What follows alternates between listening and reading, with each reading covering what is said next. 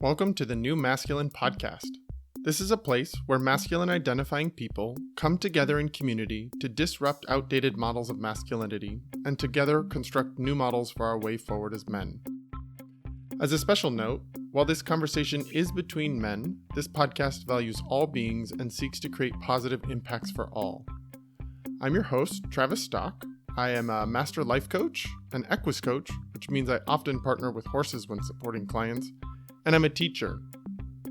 In my coaching work, I am passionate about the balance of masculine and feminine energies in each of us, regardless of gender. I seek to help others nurture a relationship with both types of energy, which often leads to a greater sense of wholeness. And yet what I found in my work with men is that many of us have been taught messages about what it means to be a man by first teaching us to avoid anything that is associated with the feminine. That avoidance leads to few experiences of intimacy, emotions outside of anger, vulnerability, or even a sense of belonging.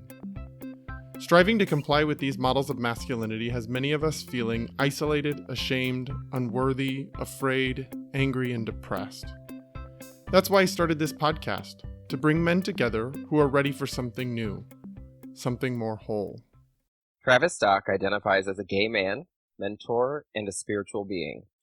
Early on, Travis's tender heart and deep care for others led him to a career as a social worker. After spending 2 years as an investigator for Child Protective Services, Travis knew it was time for a change. In 2012, Travis moved to California to direct operations for a horse ranch while at the same time training to be a master life coach. Travis now uses his gifts of intuition, creating safe spaces, and of course his gift of gab to support his clients through some of the most challenging times in their lives.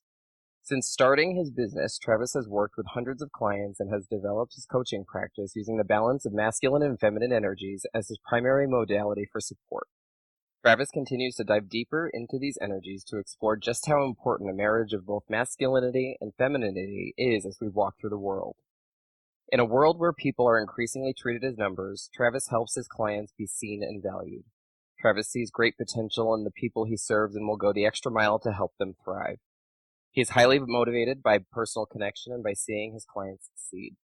Travis believes in humanity's collective responsibility to care for each other and that no one is successful on their own. Travis has the unique ability to walk in other people's shoes and brings the intuition, empathy, and perception necessary to design and deliver authentic support. Not only is this man an amazing coach, he's also an amazing partner. He's the better half of the Travii, the second T in TNT, the T1 to my T2, and the creator of the New Masculine Podcast. Please welcome Travis Stock. Wow, thanks for that intro. That was very, very sweet and is odd to be on the other side of this. Ooh, I'm kind of nervous and excited to see where this goes. Well, that's my goal, is to just keep you on your toes just as much as you kept me on my toes on our last episode together.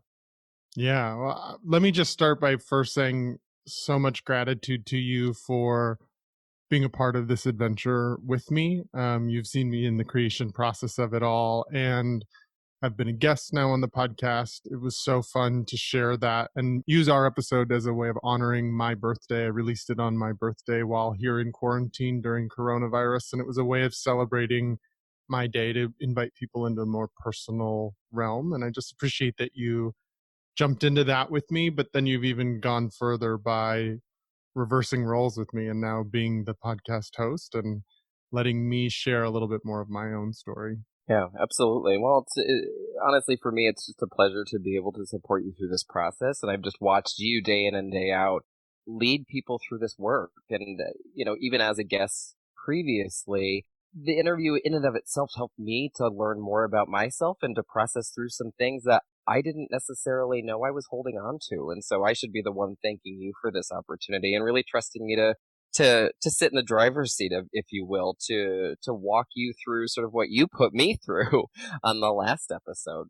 Yeah, well, I guess I'm glad I put you through it, because I think that's one of the philosophies that I operate underneath, to have people know themselves more and to process through things that they haven't processed before. I think that feels very attuned to what my philosophy with coaching is. It's not about changing a ton of things externally in your life. It's actually becoming in right relationship with yourself. And I think we do that through the process of self-reflection and acknowledging pieces of ourselves that may have been left behind or haven't been processed yet. So you're welcome. Well, and I'm sure I will continue to thank you as we continue to move this through this process. And I just think you and I being able to share this moment together, I think is such a great example for folks to really see just what our partnership looks like, and really to help them paint the picture of what the Travii are, who the Travii are, and also to turn the tables a little bit and for folks to get to know you a little bit more, because I know personally a lot about you, but I think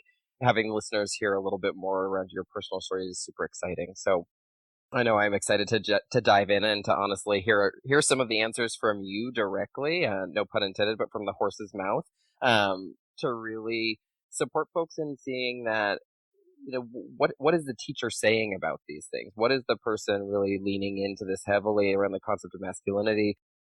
How did you come to know and sort of identify this topic, this concept, as really the core of your business? And so I'm wondering if you want to just start and sort of share a little bit about, where did the role of masculinity show up first for you, and how, what does it mean to you right now?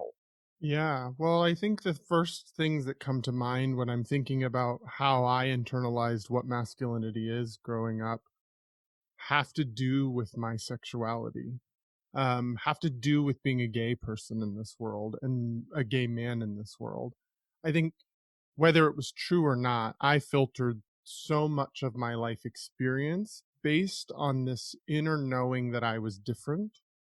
And in some way, that difference or that othering that I felt it felt scary to me. It felt really vulnerable and like something I needed to hide away. And I'm not even sure that that's how my childhood played out, that that's something that was taught to me. In many ways, I actually feel really lucky. I grew up in a United Methodist church. It was a reconciling congregation, and in that church, the pastors were performing commitment ceremonies for gay and lesbian couples before gay marriage was a legal thing in the United States. And so I actually grew up being exposed to other gay people and to people fighting for gay rights. And yet, for some reason, the way that I internalized that as a small child was I actually was more attuned to the conflict that was present in that dialogue rather than the support that the community around me was fighting for people. I was actually more noticing the fight that was going on. I remember there were stories of being in the church that I was going to where our pastors that were in trouble with the United Methodist Church as a whole because there's a sort of a split in the United Methodist congregations around gay rights and whether it's acceptable or not. And so in many ways I heard my mom talking to us about how our ministers were going to be defrocked, or they were going to not no longer be able to perform their duties based on the broader organization's values and stuff. And so I was really attuned to that piece of things for some reason. And I internalized that as, oh gosh, there's something about me that's different. And I don't know if I feel safe with that.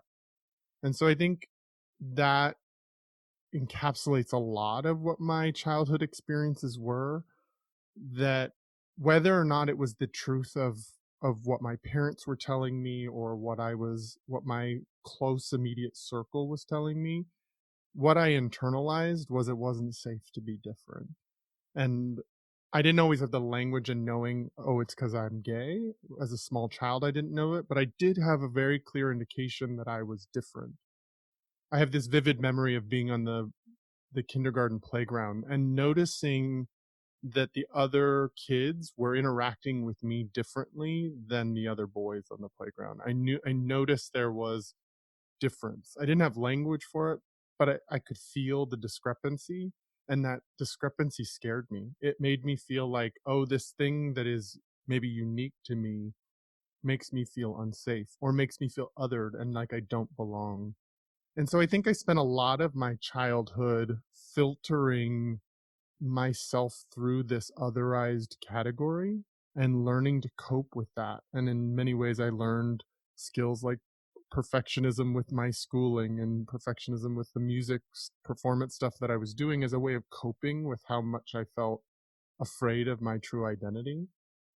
I think my childhood also had some of the similar things that we've been talking about with other guests on the podcast around masculinity, around boys play sports, boys don't play music, boys aren't emotional. And I was a deeply emotional, sensitive kid.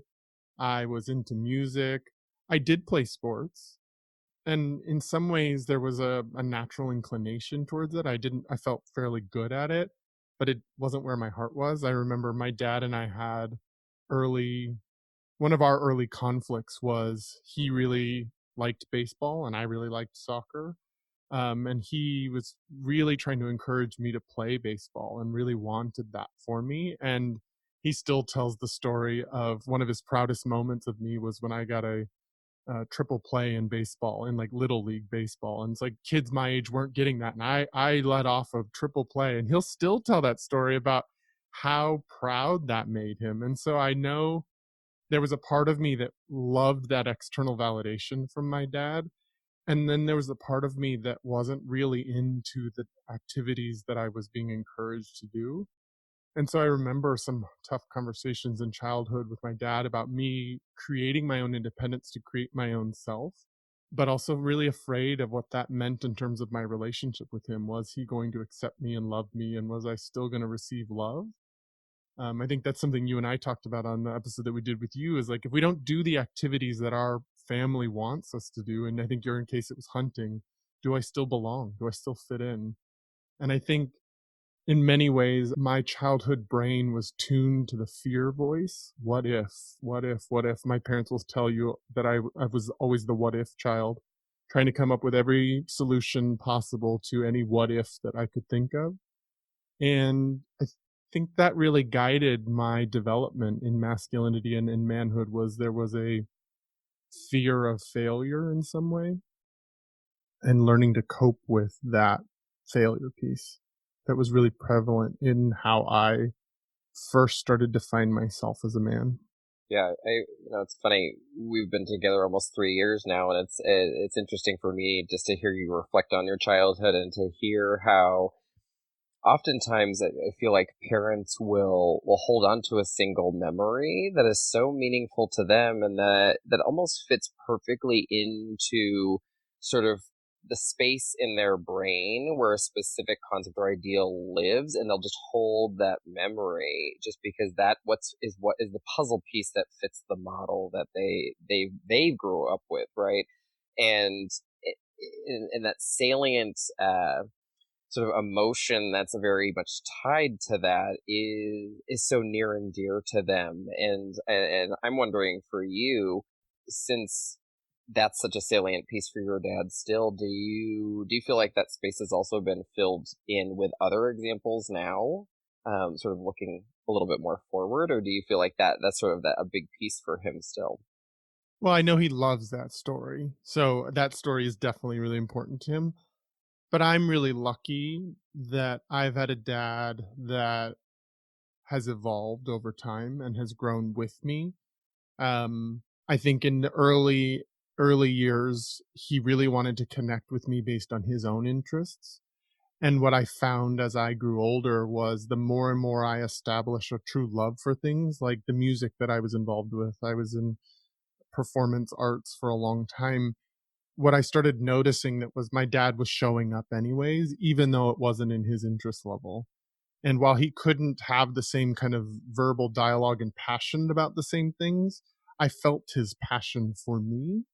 And so I did high school and college marching band. I was that guy wearing the sequins and the plumed feather hats, and my dad was at every performance and loved doing it and could see how important it was for me. And so I actually feel really lucky that my dad has learned that skill set and wanted to find me and what was important to me. And I live as a 35-year-old man right now, very much knowing how proud my dad is of me. My dad is proud of the fact that I have a master's degree.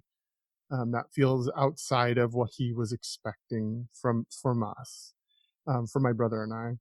He loves the work I do. He's had his own experience of the horse work that I do, and he is so proud that I do what I do and that I'm an entrepreneur building my own business and doing these sort of brave tasks out there in the world.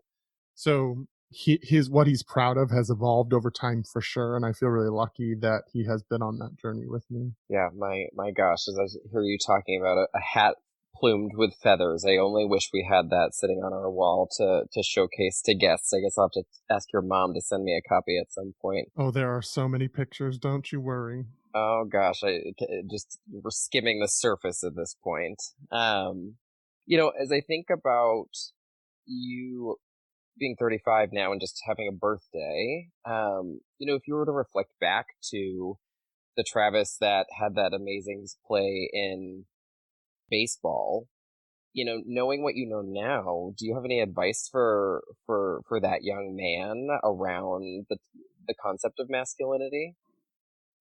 Yeah, I think that as I've done my own work and been heavily involved in self help and really explored my own inner workings, something that I became very acutely aware of was is that from very early on in life, I internalized this message that somehow I had failed as a man, that I was invalid as a man because I was gay. Like I was only partly a man in the eyes of others, and that I was always going to have to be reaching and trying to prove myself.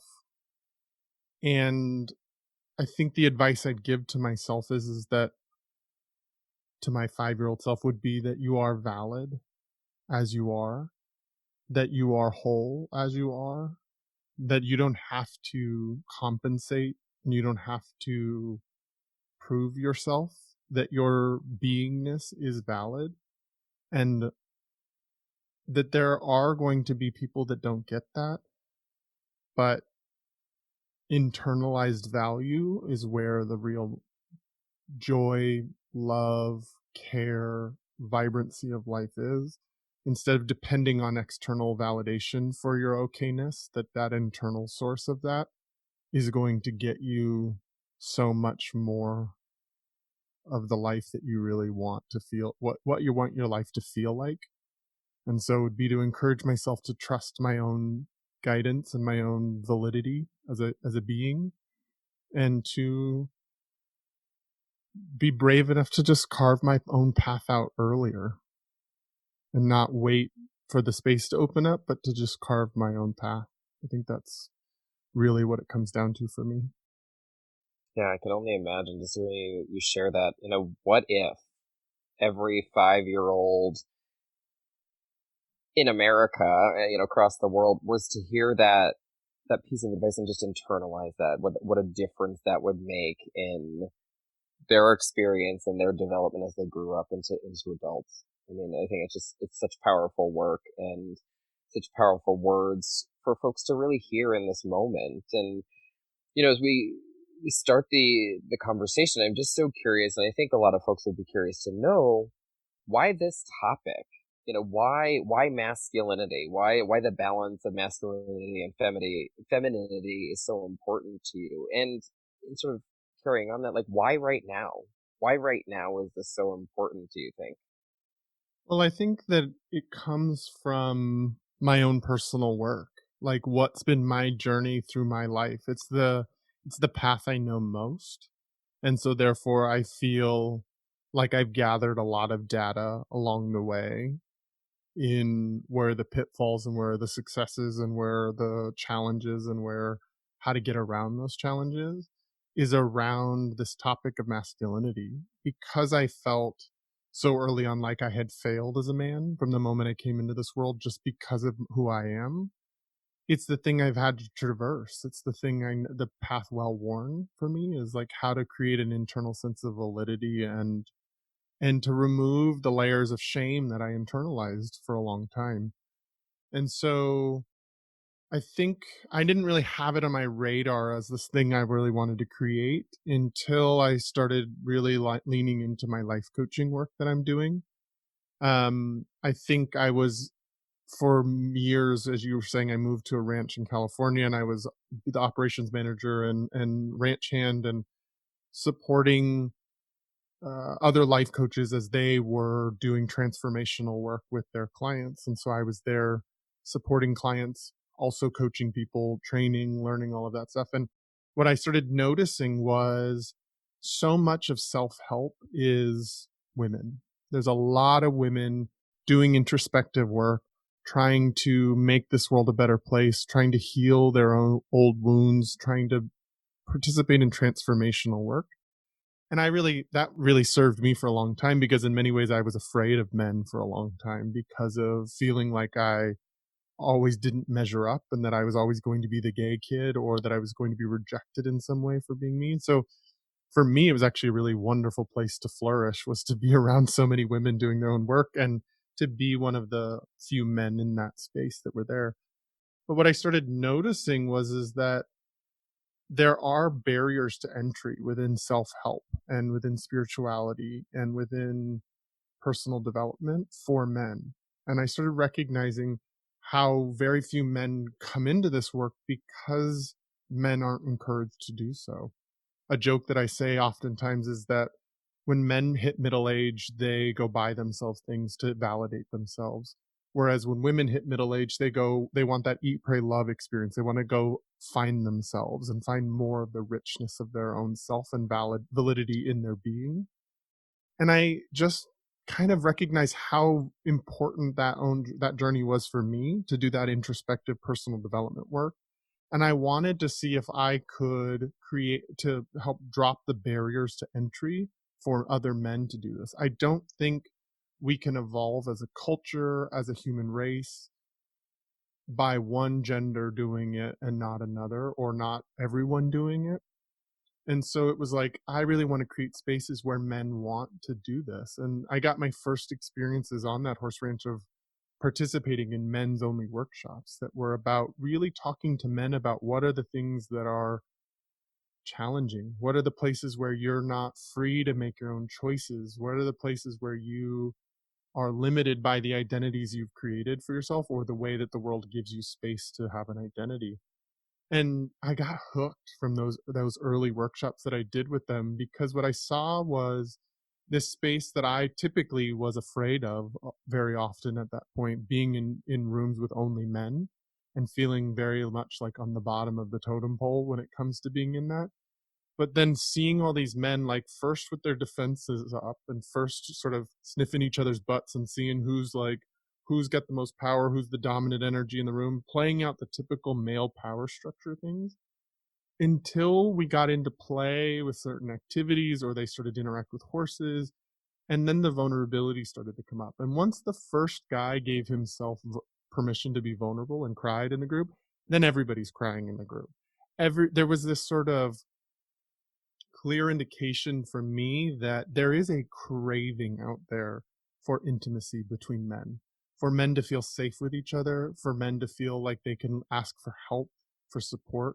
But there is just no permission to do that in our culture. We're actually told that we're weak if we need help, or if we lean into for other people, or if we feel afraid. We're told that we're weak or that we're feminized and called a fag or gay or a sissy or a pussy, or like we're criticized for having weakness or emotions or vulnerability. And yet what I saw was how many of these men were actually really craving it and wanting to lean into it even more. And so from there, I started having lots of these kinds of conversations with people around wanting to do this masculine work, wanting to invite men into self-help and personal development. A phrase I early started saying was, I want to be an usher of the new masculine. I want to usher in a new version of the masculine, one with its own integrated feminine space. Because as I found ways to integrate my own feminine space, the places that I had rejected long ago as a way of staying safe, as a way of hiding my sexuality, as I started to own them and reclaim them, I started to really find another sense of wholeness and happiness and okayness within myself. And I wanted to help encourage other men to do so. It felt like it needed to be, it was the next frontier in terms of what self-help and personal development was going to be, was that we have to invite the men into this journey. So it's been a journey for me. It's been a long. I've been slow at it in terms of having one-on-one conversations and having conversations with important friends of mine around this and being passionate about it and sort of developing my own vocabulary within this. And I think ultimately that's a long way to describe like the reason why now is first it's the thing I most want to see change in the world. Our concepts of masculinity, our the way that masculinity and power are intertwined and enmeshed and inseparable in our culture. Because I see there's so much in there, it's not sustainable the way we've been holding masculinity and the way we've been approaching it. So it's the thing I most want to see change and shift in the world, but it's also the thing that scares the hell out of me the most. And so I think I've done enough of my own personal work to know that that can be a sweet spot for me, is to go with what I'm passionate about and what I know, but also what scares me. And so once I find that space, then I decided to take some steps forward in creating this conversation to bring men together who are ready for something different.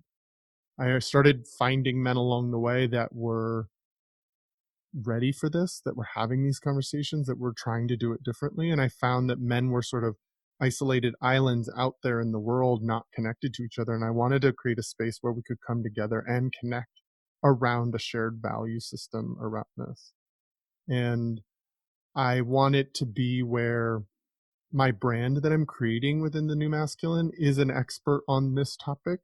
I don't personally want to be the one telling men who they should be and what they should be in the world and how to be a better man, because I think it's a little different for all of us depending on our lives and our circumstances and our our sexuality and our gender expressions. And I think that there's so much room for different balances of things. And I also want us to be participating in a conversation that really looks at what's not sustainable and not working, so that we can then make space and for the dreaming of something new, so that we can be a part of the transformation that is necessary in our world. So all that to say, it's the thing I'm most passionate about. That's why, and it scares me, and I like that a little bit, and it's a part of my own healing work to step into this conversation, to feel like I failed as a man growing up, just being a gay boy in this world, and to actually take a seat at the table and say, I might have something to offer this conversation, and I don't need someone else's permission to take that seat at the table. I'm going to just take up some space, and that's a part of my own healing journey. So regardless of where this podcast ever goes, it's worth it for me in that I'm showing up for my own scared little boy inside of me that was afraid that he wasn't valid for a long time. Yeah, thanks for sharing all of that. I think, just being the person on the other end to sort of watch you navigate this process over the past couple of years has been pretty amazing, just to see not only the structural work, right? Like learning how to build a podcast and how to edit sound and all of those things, which I've just been completely impressed by. But also the personal work involved for you to really step forward in this. I know this was a little scary for you at the beginning, and I'm just curious to know, as you think about the permission that we as men need in a certain sense to be able to step through the door to say, you know what, I do need help. I can't do this on my own. I'm scared, I'm sad, to be able to share those emotions and to really start to get to a point where we feel comfortable. Was there a particular moment in your experience that said, I can't live this way anymore. I have to ask for help, or I have to be emotional. I have to lean into this. Or was there a particular person that you could think of that gave you that permission that you talked about? In my own life, it was really around my coming out process. I was I my first I had experiences of being a gay person. I was in a relationship from about 18 and for 6 7 years with another man who was also in the closet, who we were best friends and roommates to everybody else, but we were deeply in the closet. And enmeshed in our relationships. We were the only two safe places for each other. We found places where we really helped each other find ourselves, but there was also some damage done in that relationship. And so when that relationship sunsetted, I decided, well, that didn't work. I better try again with a woman. And so I spent my master's degree dating women, and I just kept hitting this place of just not satisfied and happy. And I was training to be a social worker. I was a master's in social worker, and I was in a lot of ways hiding from my own truth and my own reality. And it started to culminate in a big way. It's sort of that relationship fully ended, the first male relationship I had been in. I My own coming out process was accelerated within my own family. And then I was also working as a behavior coach with children at the time through my master's degree as an intern. And I was given a case where it was a 16-year-old boy who was Mormon and trying to kill himself because he was gay and couldn't reconcile his life. And he'd already had several suicide attempts, and they were asking me to come in as another support person in his life. I'm not really sure why they were giving that to an intern. I'm not sure that was the best thing to be doing. That feels a little above my pay grade.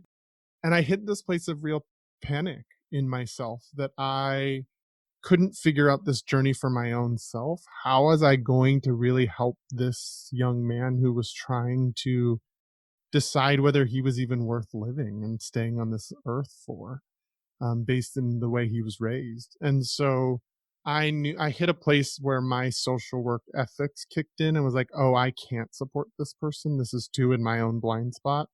And it would be irresponsible for me to try to be in that place. And so I had to reach out for help. And a professor of mine really helped me through my own coming up process and helping me talk with my field supervisor, or helping create a space where I didn't have to have that client and it was assigned to somebody else without having to overly expose myself. There was some boundaries that were set for me that I didn't have to go into a conversation about it because I wasn't ready to talk on a bigger level with anybody outside of that, especially in the work environment, because I didn't know if it was safe. I know, like, a lot of my career before becoming a coach was working with children's issues and child welfare. And there are a lot of stories out there about fears around gay people and children, and are gay people going to molest children? And it was like, really, all it takes is one story to be told of me, and my career is over. And so I really wasn't ready to talk on that level. I wasn't really ready to address those consequences. So I asked for help. Turned out to be a lesbian woman that helped me through my own process and helped really support me, as she was already much further along in her journey with her sexuality. And so I could that could be a space for me to find my own self and to figure out how to really own who I am, and to do some of my own healing work around the shame I was really carrying around that kept me in the closet. So it was that moment of saying, I don't know what to do. I'm falling apart. It feels like my whole life is falling apart around me, that I didn't really feel like I had another choice other than to ask for help. Yeah. It's such an interesting story to hear, and just fascinating how you came to this point. And I find often in a lot of ways, and I'm sure you have felt similarly, that oftentimes folks will sort of look at a person's identity or their developmental process, and they'll assume it happened like the flick of a light switch. Like, one day I was this way, and then the next day, all of a sudden I was this, immaculate being that is sort of knows all. And, what I see from you is you were just such an intelligent, well versed professional in this concept, not only from the self, but professionally. And it's been such a journey for you and a process, right? It has not just been one singular event. It has been years and years and years of not only self work, but professional work that's gotten you to this point, and that sort of helped you build this idea, this thought, this sort of movement, I would say, around masculinity and the importance of calling that out and ushering in a new version of that. Yeah, for sure has been a process for me, and it has taken years, because I had to create a stronger foundation under myself to be ready to have this conversation. if my biggest fear is that I fail as a man from the moment I walk into this world, it becomes really challenging to step forward and say to men, here, some things are not working. Let's try to do it differently. My fear was I'd be rejected.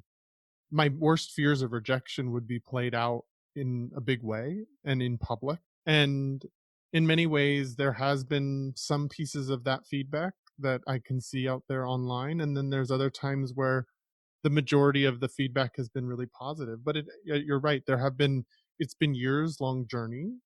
And there's times where I can really notice where the accelerator has been hit on that, and it goes really fast, and it pushes me ahead. And then there's times where it slows down and is much more manageable and much more just day-to-day kind of work. And I think those places where the accelerator hit is often when right as the moment I'm asking for help. It's right as the moment I have hit this place where there's no other solution other than to surrender. And I think the thing I'm trying to teach myself is that I don't have to wait until that place where I'm in agony to ask for help. Because every time now that I've seen the pattern is that when I ask for help, when I have a need, it actually turns out really well usually. And so maybe I don't have to let myself suffer through the agony before I hit that place where I'm willing to ask for help. It feels vulnerable to ask for help, but I'm starting to gather enough evidence in my own life that maybe I can do it a little earlier. Maybe I can cave earlier and surrender earlier and receive what I need so that I can continue to flourish. I think there's something that came up in one of my interviews on this podcast with Craig Temple, where it was around the skills that you learn to survive the world as a child and to survive hard experiences are never going to be the same skills that help you thrive in the world. And so those like skills that I learned to not ask for help, to hide myself away, to hide my differences, to avoid being seen, they're never going to be the things that help me thrive in the world. I actually have to do the adult work of showing that scared little boy who feels like he failed that he's worthy and he's valid, and that people do want to support him and people do see him and value him for exactly who he is, not who he thinks that he's supposed to be. Yeah, and that's I think the big piece, right? Is doing that work and acknowledging the fact that it's really hard and not easy every single day, and it takes time and it takes patience and it takes feeling a level of challenge to be able to navigate the growth and development process. You identify as a spiritual being, and I'm just curious to know, how has spirituality played a role for you as you've navigated this process? I think it's a huge piece of what I'm creating. I think that what I notice is that we, especially in Western cultures in the US, we're very trained to be very brain mind focused. And it leaves out the heart, it leaves out the body, it leaves out the spirit. And so we are always doing more and going and go, and more consumption. And it just clashes with my own internal value system. I think there's positive things to really going after that really capitalist, more masculine energy, but there's also shadow sides to it. And so I think the language that I start to use around this is like the balance of masculine and feminine energies in each of us. That for me is less about the human experience and much more about the spirit experience. Because we create these separations around gender, around male and female, masculinity and femininity. But what I'm more interested in is the more energetic concepts of masculine and feminine. It's the balance that exists in all natures. It's the night and the day, the yin, the yang, the light versus shadow. The contrast between dualities and the spectrum in between is what gives richness and depth and texture to life. And that exists out there in the natural world. And so why wouldn't it exist within our own selves? And so I think my values around spirituality are things that really guide me in what I create and how I align my creation with my value system rather than align my creation with really hyper capitalistic masculine ideas that are about productivity at the sacrifice of the human level.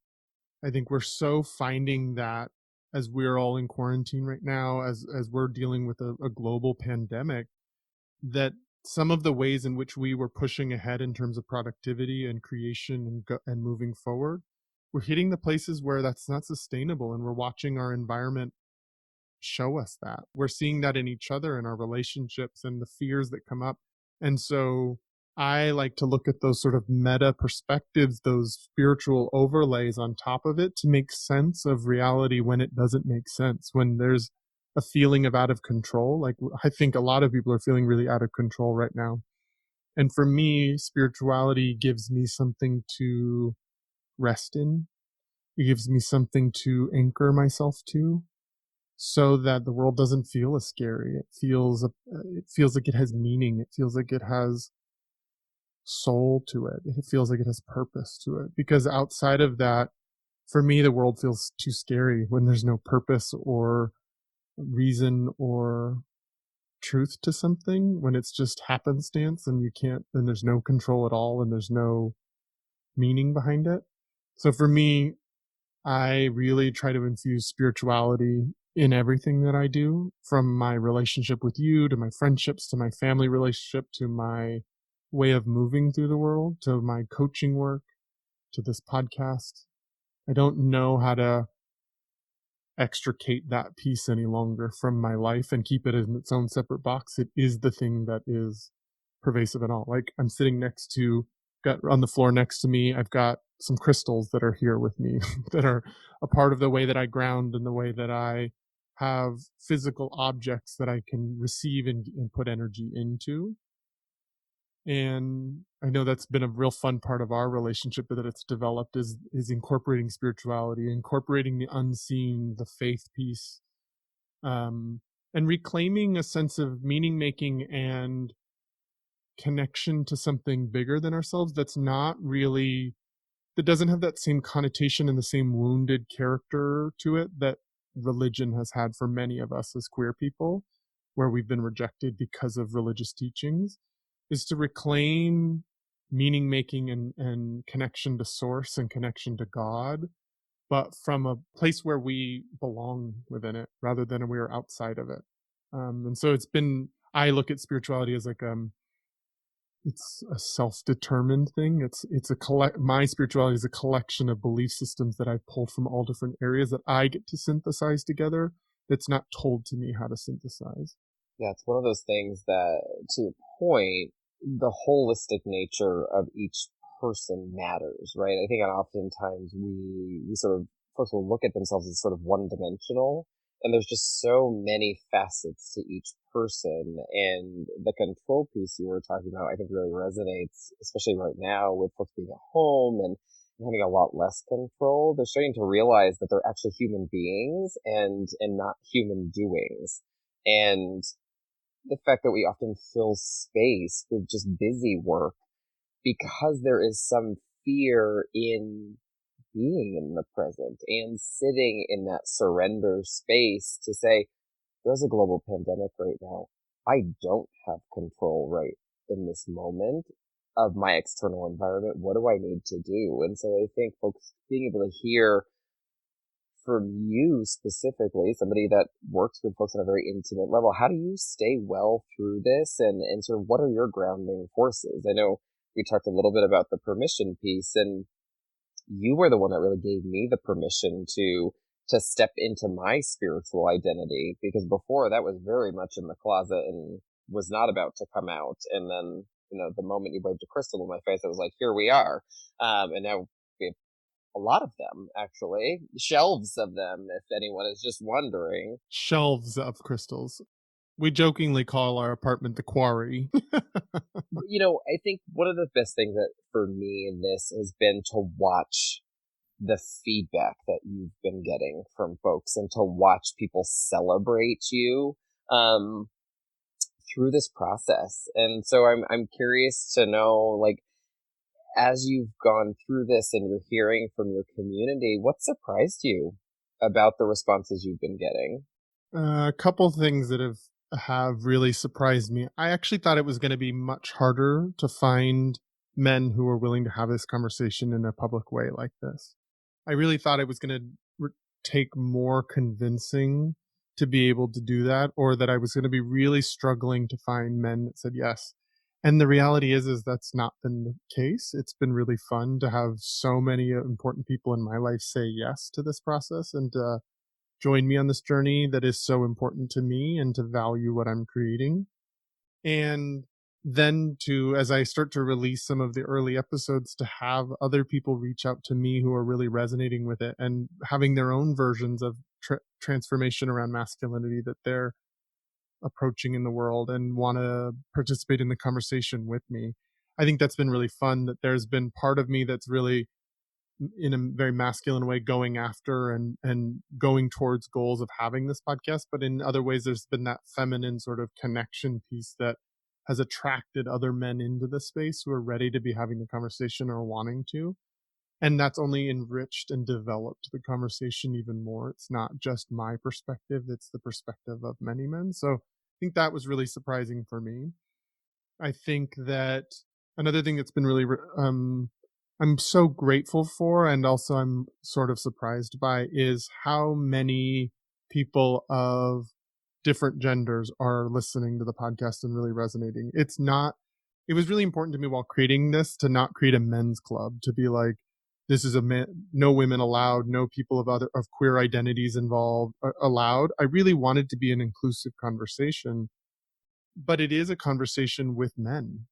And so it was like, how do you find that balance? And what I found is really surprising, and some of the feedback I've gotten is women are listening to this podcast and really finding pieces of themselves in it. And that this isn't just a men's thing. While my pathway through this and what I've chosen to focus on right now is around men's work and masculinity, it is a human thing.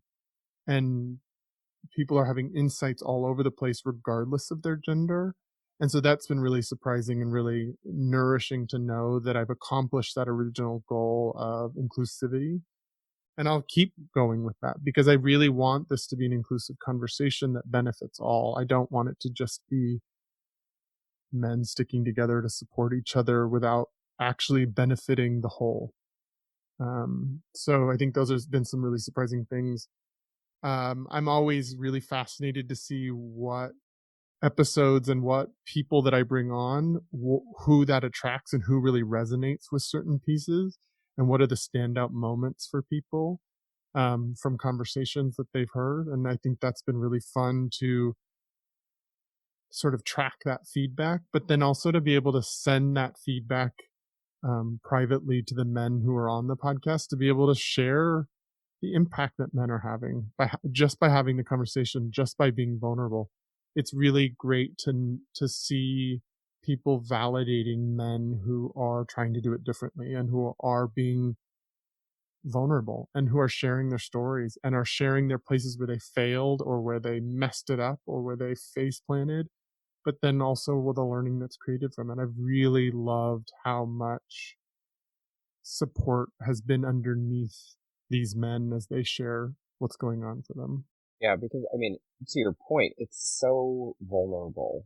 And I know personally, speaking from my own experience, it was really nerve-wracking to sit and sort of share my own experience with you. And so, I know as a participant and a guest on the podcast, it is helpful. It is the importance of that celebration, that I shared a little bit about in my episode is so important. And I'm so glad that you take that feedback and then give it back to those men and really show them that people are listening. And it's that one like seed that needs to be planted for someone to then it sort of grow like ivy and just sort of be so pervasive in their experience it in a very supportive way. And so I think that's just super important for you as you keep going. And folks I know are loving it. I know it's such a pleasure for me to watch that happen and for folks to not only celebrate you, but to celebrate the other voices that you have on the podcast because you've been very intentional to make this a textured conversation. It's not just one type of man, if you will. It is voices from a diversity of experiences and identities. And I know that you've received some challenging feedback as well going through this whole process. And as you and I were building the outline for our conversation today, one of the things I wanted the listeners to hear is sort of the other side of the coin. And I think it's important for folks to hear a little bit about what are some of the challenging comments and questions you're getting about somebody leaning into this. And so what I've got here are just 3 quotes that I'll read to you. And I'd love to just hear your response and have you share some thoughts with the listeners about each of these, because I think it has been surprising, and I would just imagine for you just challenging in a way to just hear some of these comments. So without prefacing them too much, I'll just read them, and I just would love for you to respond. So the first one I have here is, so this person says, "I have no problem whatsoever with my masculinity.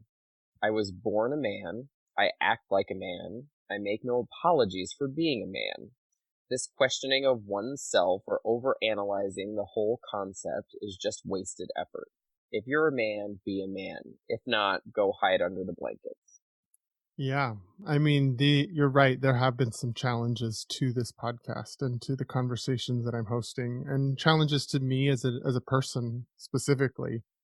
Some of the broad strokes being that what is this gay person or this fag or whatever pejorative that somebody wants to say have to offer masculinity? He's not really a man. And I think in some ways that's the essence of what this person's communicating is. These are all from social media posts that were on when I've sent out episodes in different communities on Facebook or Instagram or something.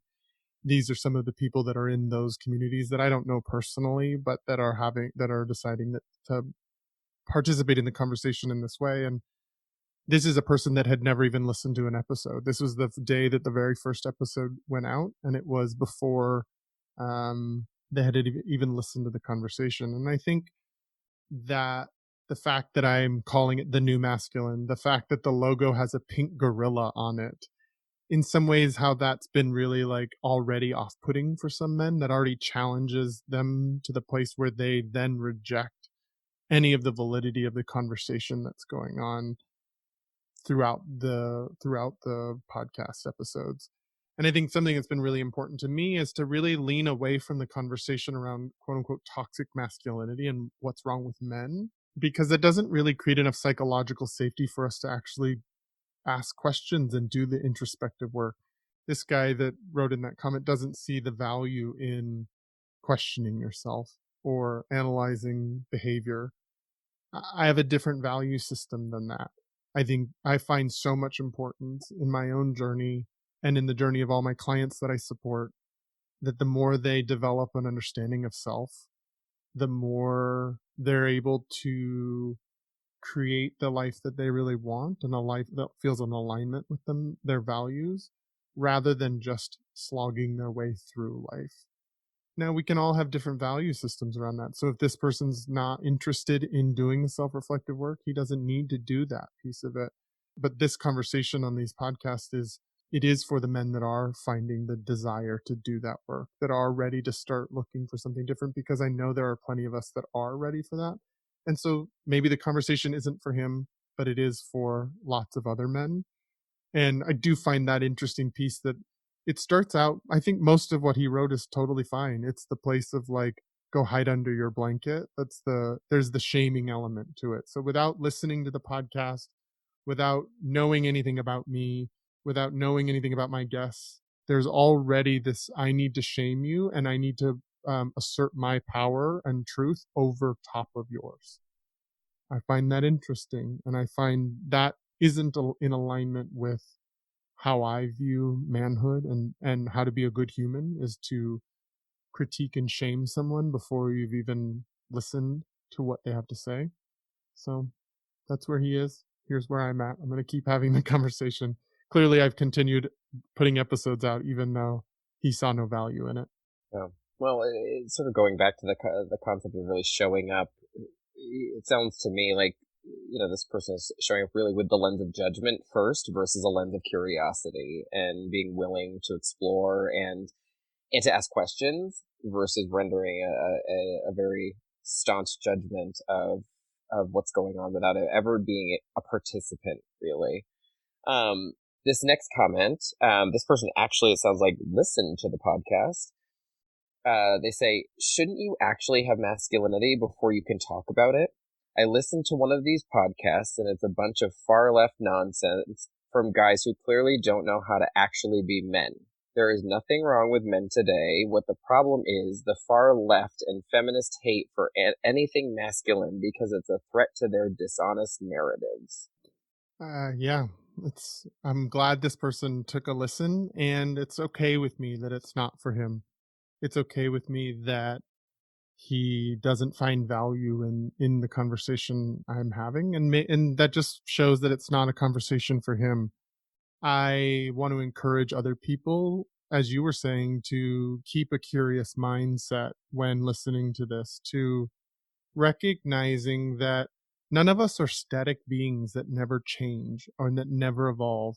Who you were in your teens is different than who you are now. Who you were when you're 20s is different than you are now. And so to assume that there is no growth or expansion possible for men, to me, is counter to evolution and growth and time, how we all evolve and grow, and how much wisdom we take in, how much more new life experiences give us a new perspective. To me, there's a defensive energy to that that says, no, I'm here, I'm right here, and this is fine, and I never have to grow or change or do anything. That's just not how I see reality. And so I'd much rather lean into the natural way of being and growth and expansion. I mean, everything is expanding. Even this universe is expanding over time. And so to assume that we separately don't expand and that we stay stationary, that just doesn't resonate with me. And I'm going to keep talking to the people that are wanting to be more intentional about the expansion rather than just letting life do it for them. I want to talk to people that are ready to co-create with life rather than let life take them. Yeah. I totally hear that. And I don't know about you, but I certainly don't want to be the man I was 15 years ago. I think, as we No. go, we're like a fine wine, right? We get better with age and we learn so much through different experiences and so much through conversations and so much through hearing from other people's stories that to stay stagnant is in my opinion almost a disservice, right? And being able to sort of look at the world with that glass half empty mindset, I just don't think is serving us in a lot of ways. And I think what I read from some of these comments is that there's fear behind them, right? I think a lot of folks are just nervous and scared and haven't necessarily been given the permission, right, to walk through the door and to be curious around what does being a man and masculinity mean for them, right? They choose to sort of weaponize their words and to sort of shut others down in support of trying to make themselves feel safe, which in a lot of ways it's counterintuitive. Yeah, I mean, that's how I read it too, is there's a lot of fear in those things, that fear that I'm going to do to them what they've done to people like me, invalidate us based on who we are, and that I'm having a conversation that's about expanding our definitions and our ideals around masculinity, and somehow that's a threat to them, and that's me taking power over top of them.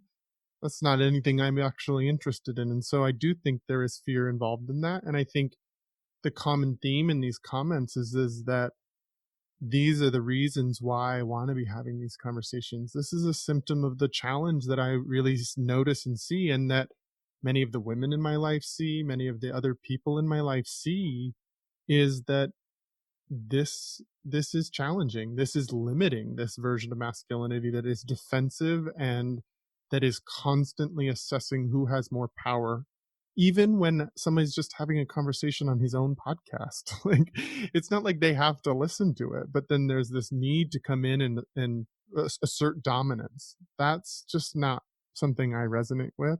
And it's not something I'm also going to do in return to them. I'm going to keep having the conversation, and it's an invitation, but nobody needs to join it if they're not wanting to.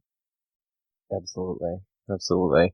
I have one more comment, and this is a little bit more of a layered comment, and so I know that it was a response to a specific person posting on a social media site, and so I'll read it, and then I'd love to get your take. What a pile of horse manure. Here's reality. Partner, go see an actual psych doctor. Get treatment. You aren't a man. You are a female. There is no such thing as trans anything. It's a lie. Okay, you like parts of being male. Great. Enjoy them. Nobody says a chick can't. But sorry, you can't carry a child, therefore you are female. Period. Anything else is just BS. I hope you get the actual help you need. Yeah, well, this is a comment that wasn't directed at me. It was directed at actually a 16-year-old boy, 16-year-old trans boy. When I had posted, or when a friend of mine had posted the first episode on a Facebook group, a 16-year-old trans boy wrote in resonating with this topic and saying how masculinity has been a challenge for him as he's tried to find his identity and own his validness as a being, and to be able to determine his own identity for himself. And he was just writing in thanks to us for having this conversation, the first guest and I. And the immediate reaction was comments like this from some people, which was to completely invalidate him as a being and to tell him who he is without ever meeting him, without ever knowing him, without ever experiencing what it's like to be in his shoes, without ever knowing a thing about him other than he was thanking us for having a conversation. And I think it really broke my heart to see this, that grown people were coming for a 16-year-old boy who was expressing gratitude and that was acknowledging his own journey and seeing himself in other men. And I just found that to be really hard to internalize that's the immediate go-to, is to call someone mentally ill and say they need a doctor and to invalidate who they are when science says the truth of what there are trans people out there, and that's not a disorder, that's just a being. And I'm glad you read that comment. While it's not directed at me, it just shows me how it reinvigorates me around having queer voices as a part of this conversation, myself being a queer person, but also some of the other guests that have been queer, is because that's what's happened to us throughout our life, as we've been invalidated as men from the moment we get into it. We don't get a choice in that. We've been told that we're wrong and we're bad and that we fail. And yet we as queer people have to navigate masculinity from a completely different terrain. We have a different mountains to climb around this and have had to deal with some real challenges around it and really self-identifying within it. And so in many ways we have potentially more information to add to the conversation rather than it being subtractive, or rather than it being somehow a front to heterosexual white cisgender men. It's not about that. It's about adding to the conversation, adding more voices so that we can grow and evolve together, so that we can validate each other, so that there's value in every human being rather than some people do have value and some people don't based on how you were born. And so that it just reinvigorates my commitment to continue having queer voices on it, because I think in some ways what I value around myself as a man is because of what I've navigated as a gay person. I feel like I'm more empathetic, more nurturing, more caring, more emotionally available, more emotionally intelligent because of the journey I've walked. And I'm not going to feel bad for that, nor am I going to say that makes me less of a man. I think in many ways it makes me more of a man. And I challenge a lot of people to actually walk in the shoes of a queer person and to notice how much strength it requires to walk in this world being invalidated quite often. And then you get to know another kind of strength. Maybe it's not the strength we're told men should have, but it is enormous strength. And I want to raise that strength up and validate it and celebrate it and allow it to inform this conversation in a big way.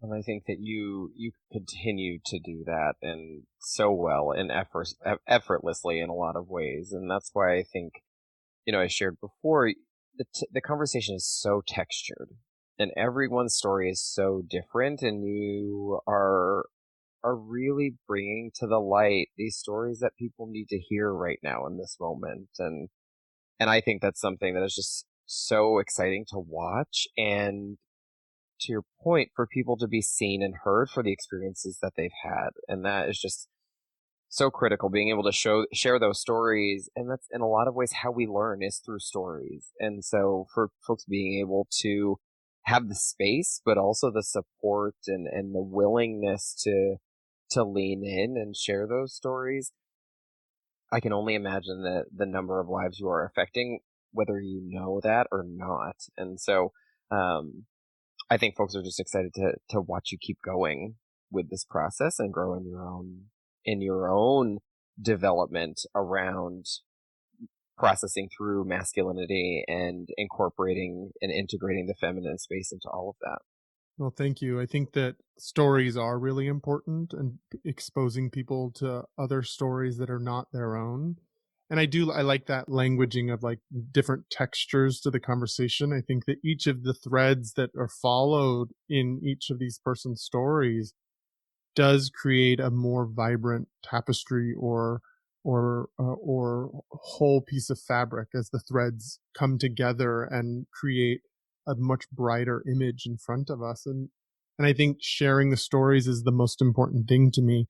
Something that I purposefully have leaned away from in this podcast is really doing kind of that one style of life coaching, which is about, here are the 3 steps to being a better man, or here's the 3 steps to being less ashamed, or something like that, where it's these quick, easy fixes to certain problems that we really know are not quick and easy fixes.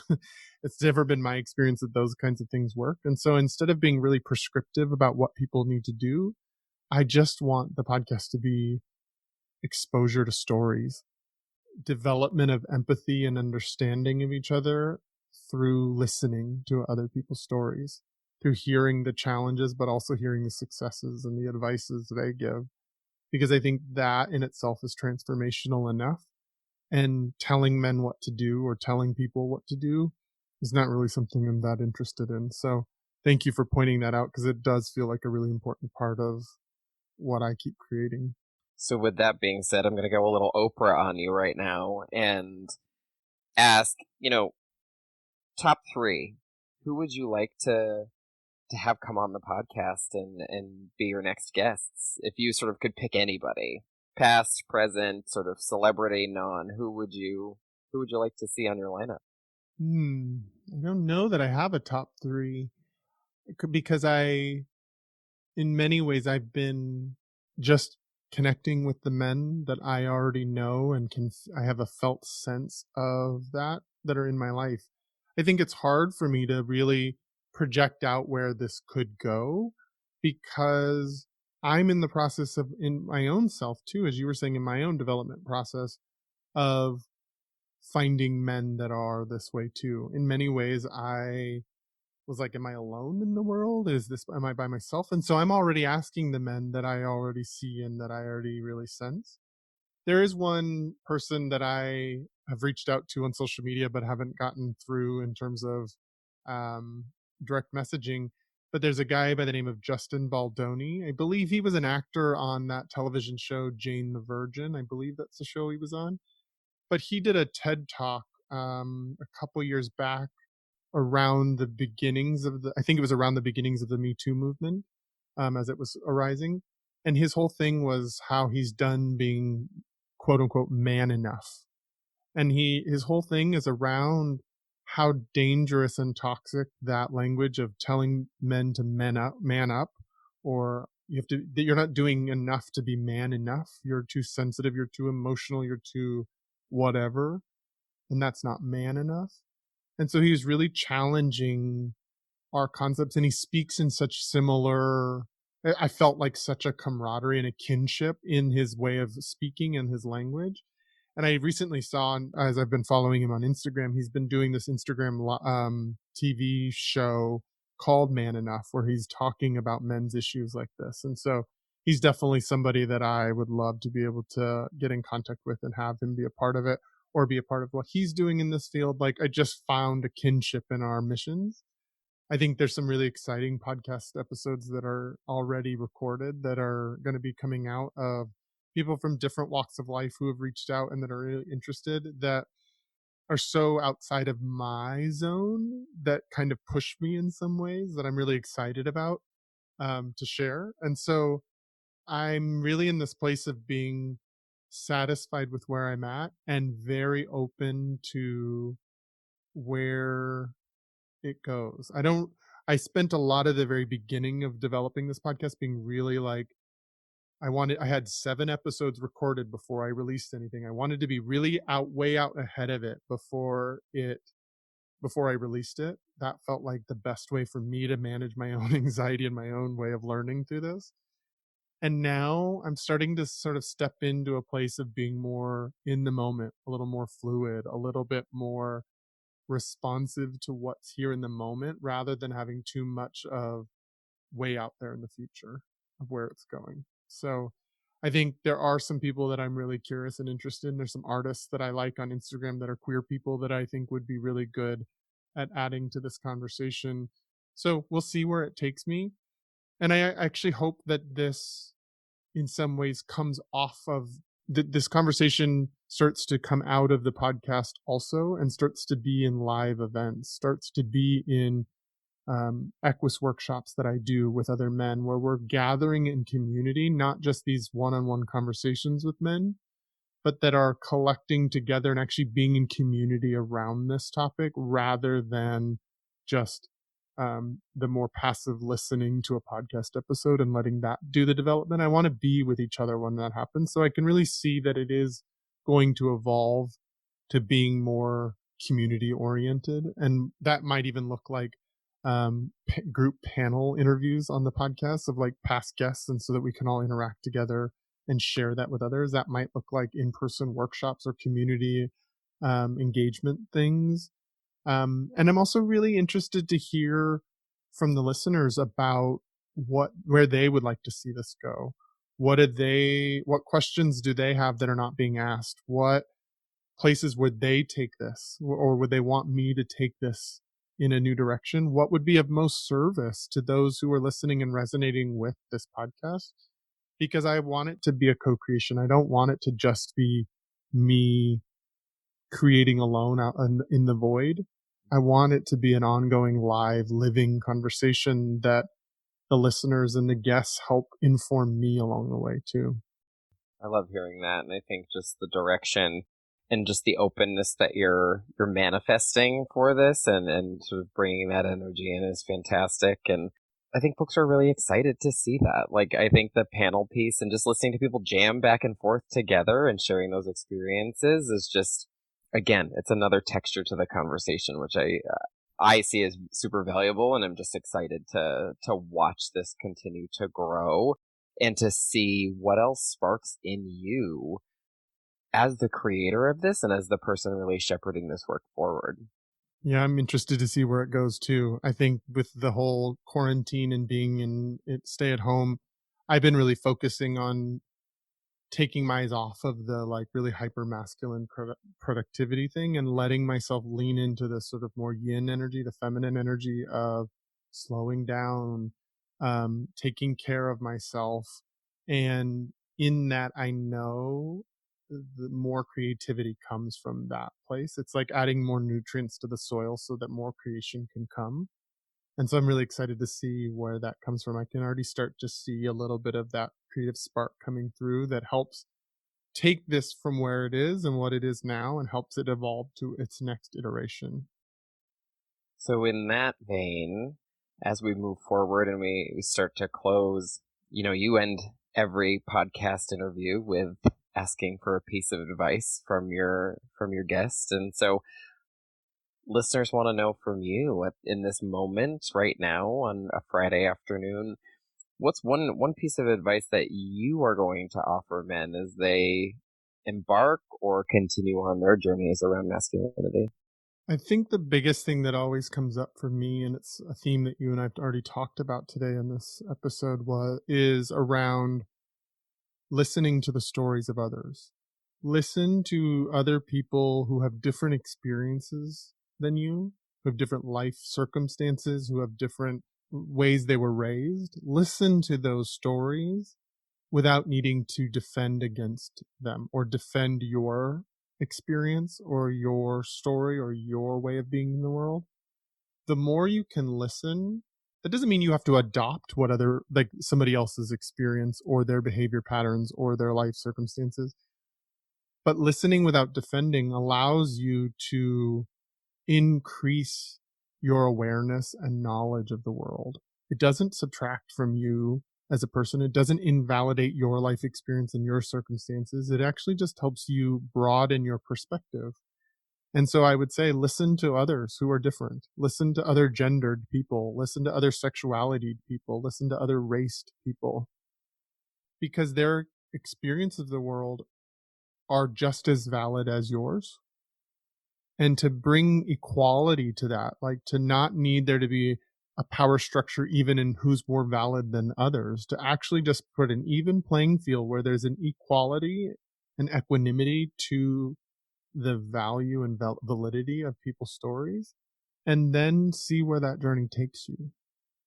And my guess is it's going to teach you a lot about yourself, and it's going to help you grow and evolve and change and find more richness to life.